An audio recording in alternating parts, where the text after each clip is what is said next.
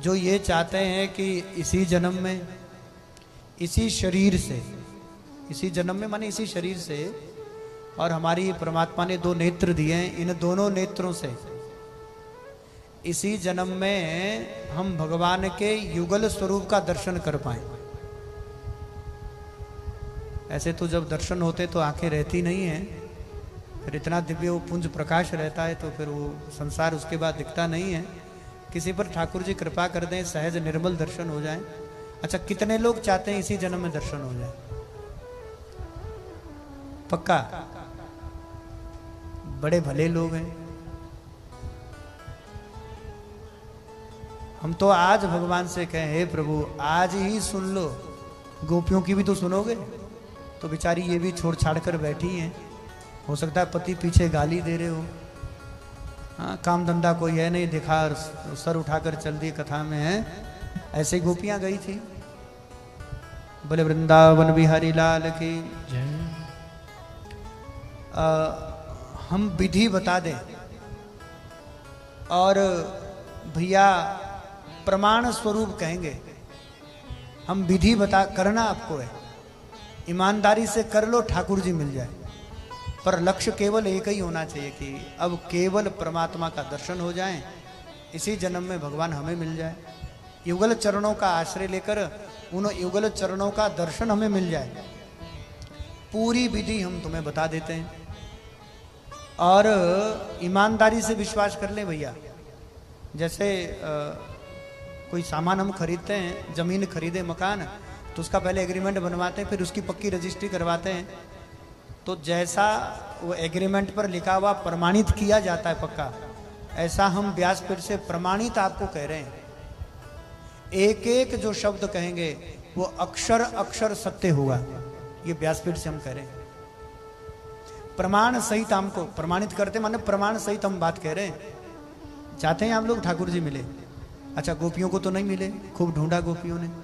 अंत में गोपियां कहाँ गई? ये अंतिम श्लोक है कि पुनः पुलीनमागत्य, श्रीमद् भागवत कथा के 10वें स्कंद के 3वें अध्याय का अंतिम श्लोक है कि पुनः पुलीनमागत्य कालिंदी कृष्ण भावना समवेत जुग कृष्ण तद आगमन कांक्षिता।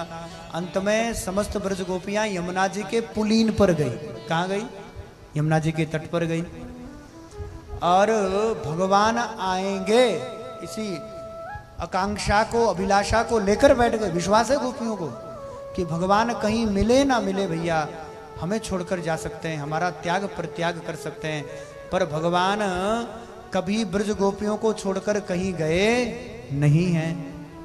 और सत्य मानी भैया, हम आपको एक प्रमाण दे रहे हैं।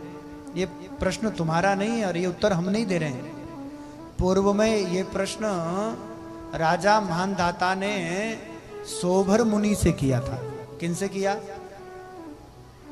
ये संवाद गर्ग संगीता के माधुर्य खंड में है। हम प्रमाण दे रहे ना, गर्ग संगीता आप उठाकर ले आइए।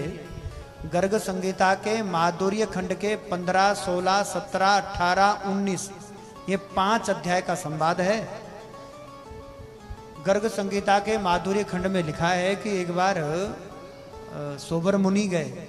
वो सोबर मुनि के पास राजा मानदाता गए और उन्होंने यही प्रश्न किया कि प्रभु, हम ये जानना चाहते हैं कि इसी जन्म में, इसी काल में हम इन्हीं 2 नेत्रों से भगवान का दर्शन पाना चाहते हैं।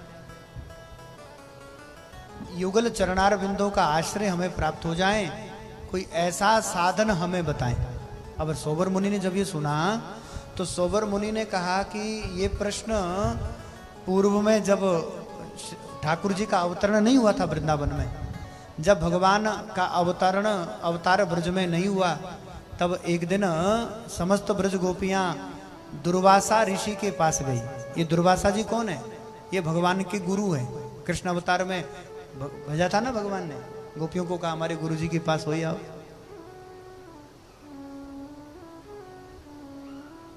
तो एक बार जब भगवत प्रेरणा से गोपियां दुर्वासा के पास गई तो दुर्वासा जी ने गोपियों को देखा तो उन्होंने कहा कि आने का कारण पूछा उन्होंने कहा कि तुम क्यों आई हो, तुम्हारे आगमन का कारण क्या है, बस हम ये जानना चाहते कि तुम आई क्यों हो। आप महाराज जी बहुत ध्यानपूर्वक सुने।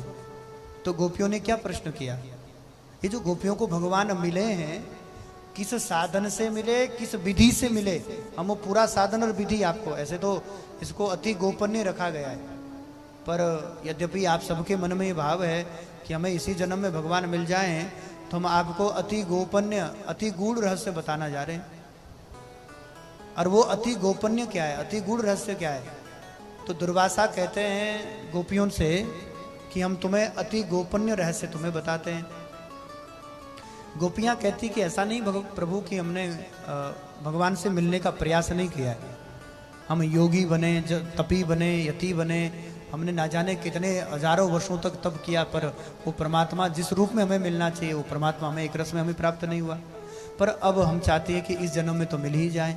शायद कोई साधन में चूक हो गई है, शायद कोई भजन में चूक हो गई, तो आप हमें मार्ग दें। तब दुर्वासा जी ने जो उनको मार्ग बताया गोपियों को, मुझे नहीं लगता कि गोपियों से अच्छे भगवान किसी को मिले। सचिया भर छाछ पर नाच रहे हैं, दिव्याति दिव्य महाराज केवल गोपियों के संग ठाकुर जी ने किया, और जिनका चीर हरण किया, जिनका अज्ञान हरा, अविद्या हरी, उन्हीं के साथ किया। तो हमारे अज्ञान जब तक मिटेगा नहीं तब तक भगवान की अनुभूति होगी नहीं। वो अज्ञान कैसे मिटेगा, वो भगवान कैसे हमें प्राप्त होंगे? जो साधन दुर्वासा ने गोपियों को दिया वो साधन ध्यान से सुने। 5 अध्याय हैं। पहले अध्याय में ध्यान और स्तुति है, दूसरे अध्याय में कवच है,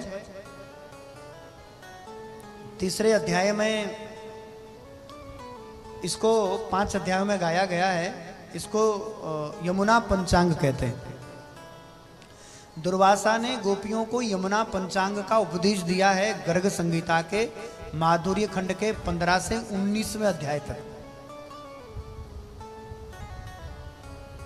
तीसरा साधन है पटल, चौथा साधन है महाराज जी पद्धति, और 5वां साधन है यमुना सहस्त्र नाम। इन 5 चीजों का आश्रय ले लो, ये दुर्वासा जी कह रहे हैं, ठाकुर जी तुम्हें सहज प्राप्त हो जाएंगे।